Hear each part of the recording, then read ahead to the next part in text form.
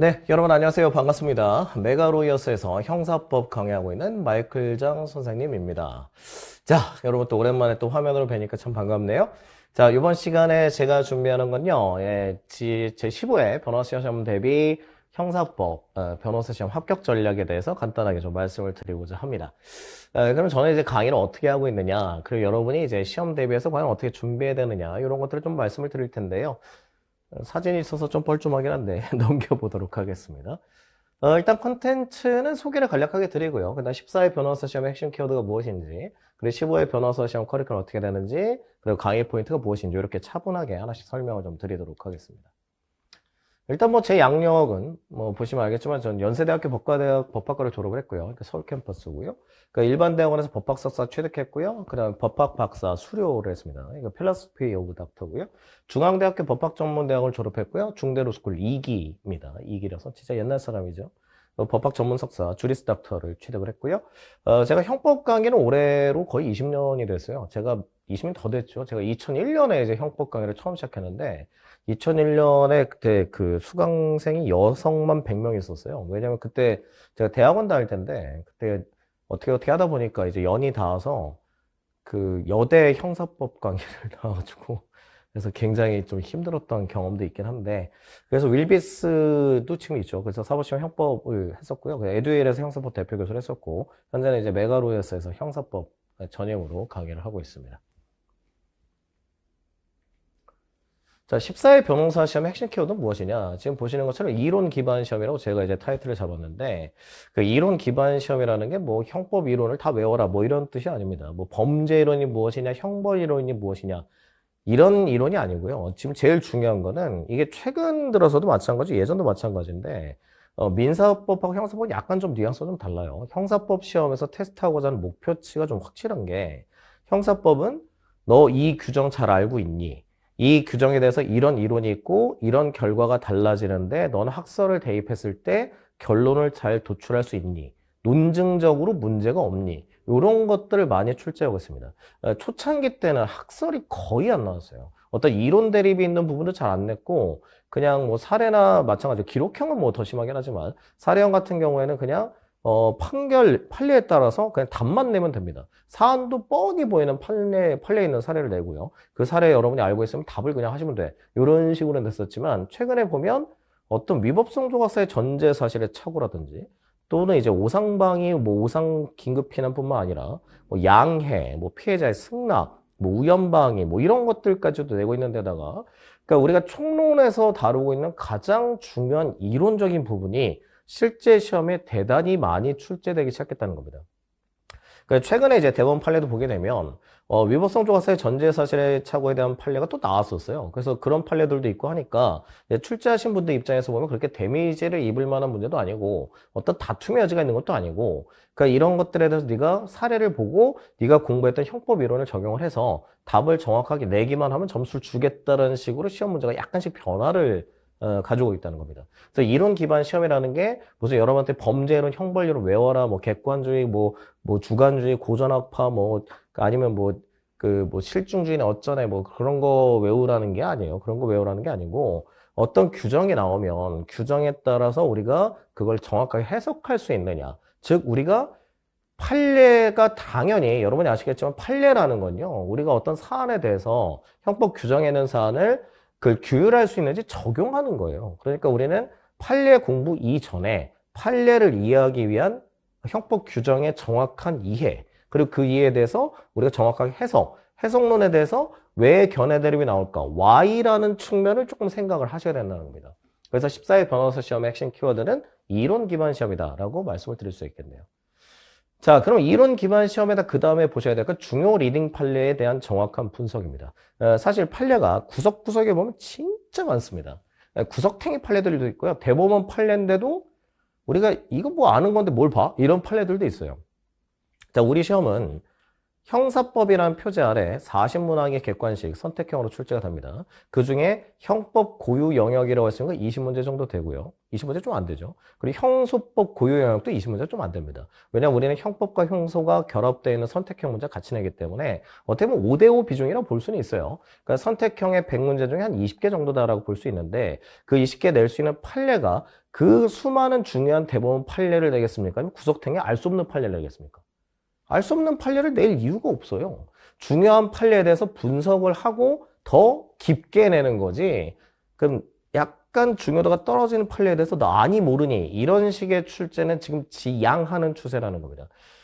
사실 이제 우리 시험 말고 법무사 시험이나 법무사 시험은 2차에 이제 있으니까 법무사 시험이나 또는 이제 다른 공무원 시험 그 7급도 있고 9급도 있어요. 검찰 공무원, 법원직 공무원 이런 것도 있고 그 다음에 뭐 경찰 시험도 있고 그 다음에 경찰 간부 시험도 있고 형법이나 형소법이 출제되는 분야가 굉장히 많습니다. 근데 경찰 시험 같은 경우는 최신 판례 아니 모르니 이런 거 되게 많이 냈었어요.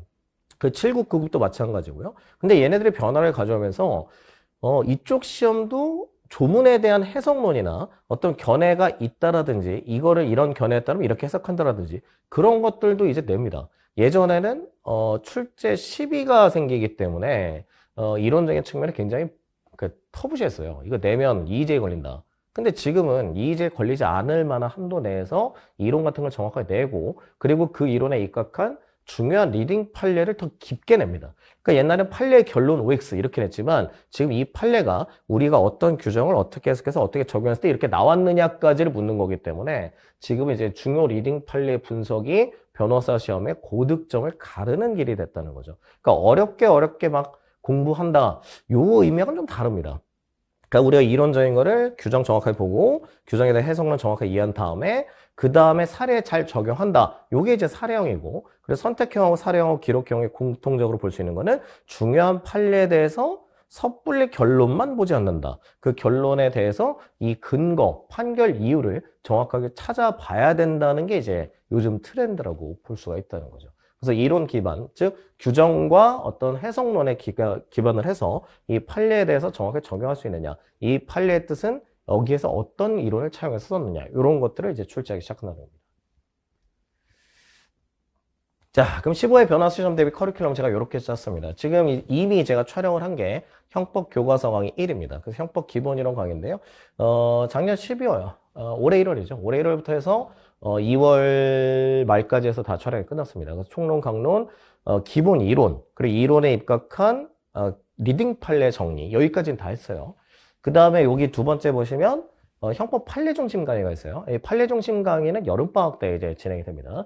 그래서 이때 보시면 여러분이 이제 3, 4, 5, 6 가면서 형법 총론 정도는 학교에서 이제 공부를 하실 거예요. 그렇게 되면 여기 있는 기본 이론 강의에 대해서 같이 공부를 하신 다음에 요 6월과 7월에 걸쳐서는 판례 중심으로 강의를 하게 될 겁니다. 판례 중심 강의를 한다는 얘기는 형법 교과서 강의 2로 갈 건데요. 전자책으로 되어 있고요. 그래서 리딩 케이스를 좀 더 깊게 볼 거고요. 그리고 제가 해설을 거의 1,500개, 1,600개 해설을 달아놨기 때문에 그 해설까지도 같이 숙지를 하셔야 됩니다. 그게 이제 판례 분석해 놓은 거라서. 그거랑 그 다음에 이제 조금 짜잘한 판례들 중에 그래도 OX로 나올 만한 것들, 그런 것들을 정리하는 수업이 바로 6, 7월에 이렇게 걸쳐져서 진행이 됩니다. 그리고 조금 더 여유가 되면요, 변호사 시험 선택형 정리 강의를 할 생각이에요. 그래서 이제 이것도 여름방학 때, 그리고 요거는 이제 아마 3학년들 대상 강의가 되겠죠. 사실 여기는 첫 번째하고 두 번째는 1학년이나 예비 또는 2학년 정도를 제가 대비로 강의를 한다면, 여기는 객관식 강의는 2학년 또는 3학년 대비로 이제 강의를 할 예정입니다. 그래서 이제 변호사 시험 기출문제집을 가지고 선택형에서 우리가 주의해야 될 거, 판례는 이렇게 바뀔 수 있으니까 조심해야 된다. 이런 것들을 하나씩 확인하게 될 거고요. 그 다음에 올해 11월에 제가 예상하고 있는 핵심 지문 강의였습니다. OX 강의인데요. 요거는 이제 그 판례하고 선택형을 다 OX로 묶어가지고 중요도를 체크해서 그래서 OX를 해서 이런 지문은 O, 이런 지문은 X. 아니면 다 동그라미로 만들어서 정지문 특강. 요것도 좀 예정이 되어 있고요. 네, 마지막에 파이널 강의에는 최종 핵심 정리인데 요건 짧게. 그래서 약간 찍기 강의 비슷하게 짧게 한번 진행을 해볼 생각입니다. 그래서 선택형하고 사례형이 나올 만한 쟁점들, 그리고 반드시 암기해야 될 키워드들, 이런 것들을 이제 한번 해볼 생각이에요. 그래서 교과서 강의 1, 2, 1은 끝났고요. 2도 이제 절반 정도 찍었어요. 1 할 때 2를 제가 섞었기 때문에. 근데 1 할 때는 2는 조금밖에 못해요. 그래서 이제 여름방학 때는 이제 판례 강의 중심으로 하고, 오히려 기본 이론에 있는 교과서 강의를 사이드로 이제 진행을 하게 되겠죠. 그래서 그렇게 이제 우리가 지금 계획을 짜고 있습니다. 자, 강의 포인트. 제가 중요시 여기는 거는 판단 기준에 대한 이해를 바탕으로 논리적 판단과 정리. 이게 무슨 뜻이냐? 일단 저는 형법 규정이 가장 중요하다고 생각합니다. 형법 규정, 형법 조문을 무시하는 형법 해석론은 존재하지 않죠. 우리가 공부하는 수험 형법이란 것은 광의의 형법 파기 아닙니다. 그러니까 우리가 이론적으로 깊게 파서 철학적 측면을 공부하고 이런 시험이 아니고 시험에 나올 만한 형법 이론과 시험에 낼 수밖에 없는 형법 이론과 그다음에 시험에 내야만 한 형법 판례 이런 것들을 정확하게 정리하는 거죠. 그래서 형법 조문과 그에 대해서 우리가 이해를 해서 규정에 대한 해석론을 바탕으로 해서 논리적 판단 정리, 즉 사례나 판례에 대해서 내가 대응해서 1대1로 정확하게 쓸 수 있다라는 거를 제가 강조하고 싶습니다. 그래서 중요한 거는 우리가 사례 같은 거 쓸 때도 목차 잡잖아요. 그 목차 잡는 것도 하늘에서 뚝 떨어지는 게 아니고요. 논리적 흐름이 있어요. 사안을 분석을 하고 사안에 적용될 만한 법규가 무엇인지 판단을 하고 그 적용 법규에 대해서 내가 왜 적용을 했는지 이유도 설치를 해야 되고 그 이유에 따라서 결론이 A가 나올지 B가 나올지 선택을 해서 써주셔야 된다는 겁니다. 그런 판단 기준에 대한 이해를 바탕으로 한 판단과 정리가 필요하다는 거죠. 그래서 이론, 조문, 판례는 따로 돌면 안 됩니다. 그래서 형법 이론, 그 다음에 조문, 판례 다 한 가족이에요. 그래서 규정을 바탕으로 해석하고 사례 적용했을 때 우리 판례가 어떤 해석론을 펼치고 있는지도 한번 확인해 보시고 그 다음에 그 판례를 이해할 때 이 몇 조가 적용이 됐고 몇 조에 이 개념을 이런 식으로 확대해서 이렇게 적용했구나. 이 개념은 이렇게 해석해서 축소해서 안 된다고 했구나. 이런 것들을 정확하게 찾아내는 게 가장 중요한 강의 포인트라고 하겠습니다. 그래서 결국은 법률을 해석하고 사실 확정하고 법적 효과, 대전제, 소전제, 결론 이렇게 이르는 이 3단계 학습법이 가장 중요하다는 거죠. 해석해야 되고 사실을 확정해서 딱 대입해서 맞아 들어감, 아님, 너는 X, 너는 동그라미, 저리가 이리 와 이런 식으로 정확하게 판단을 해주셔야 된다는 거죠. 그래서 해석, 사실 확정, 법적 효과 3단계 학습법이 중요하다라고 말씀드리고 싶습니다. 자, 이렇게 해서 우리가 내년 대비 변호사 시험은 어떻게 그냥 형법을 준비할 것이냐. 그래서 여러분의 합격 로이어스와 함께 하셨으면 좋겠고요. 제가 준비한 건 여기까지입니다. 그래서 우리가 형법을 공부함에 있어서 그냥 대충은 안 됩니다. 형법은 굉장히 학설 대립이 심합니다. 형법만큼 학설 대립이 심하고 견해가 미친 듯이 나오는 과목은 없습니다. 형법이 최고예요. 민법은 학설 대립이 있어봤자 공공복리냐 사적자치냐 이런 큰 축에서 움직이지만 형법은 죄형법정지라는 대원칙이 있어요. 대원칙이 있음에도 불구하고 그때그때 케이스 바이 케이스가 너무 많습니다. 왜냐하면 대한민국에서 일어나는 범죄와 관련된 사건에 대해서는 일률적으로 A다, 일률적으로 B다 이렇게 판단하기에 무리수가 따르죠. 그래서 케이스 바이 케이스 판례가 많기 때문에 우리가 규정과 조문과 그거의 해석론에 대해서 우리가 기준을 세울 수 없다면 그러면 그 기준을 왔다 갔다 하잖아요. 그러면 사례 적용을 못해요. 그래서 우리가 판례에 대한 기준을 정확히 확립하기 위해서라도 조문, 즉 규정, 그 다음에 해석, 그리고 사실 확정시켜서 적용하는 것까지 쭉 유기적으로 학습을 해 주셔야 된다는 얘기입니다. 그렇게 하시다 보면 형사법은 굉장히 쉬울 거예요. 왜냐하면 형사소송법은 또 형법과 다르게 절차 중심이기 때문에 그 절차에 대한 정확한 암기, 프로세스에 대해서 정확한 이해도만 있으면 점수 따기가 형법보다는 좀 쉽습니다. 하지만 형법은 그 자체로도 무시무시합니다. 그렇기 때문에 형법이라는 건 그냥 대충 나쁜 놈 같아 이런 거는 절대 통하지 않죠. 범죄란 무엇인가?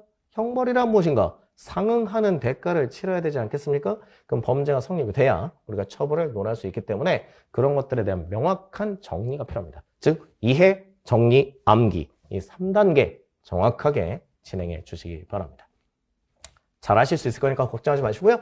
우리 조만간에 또 이제 판례 강의 때 한번 또 찾아뵙도록 하겠고요. 판례 강의 지나고 나중에 객관식 강의라든지 또는 핵심 지문 OX 강의를 통해서 다시 한번 또 만나 뵙도록 하겠습니다. 자, 여러분 잘 하실 수 있으니까 지금부터 차근차근 준비하셔야 됩니다. 빨리 한다고 무조건 빨리 가는 건 아닙니다. 빨리보다는 정확하고 확실하게 준비해 주시기 바랍니다. 여러분의 합격을 기원하면서 우리 다음에 또 여유 될 때 우리 강의에서 또 다시 한번 만나 뵙도록 하겠습니다. 네, 고맙습니다. 안녕히 계세요.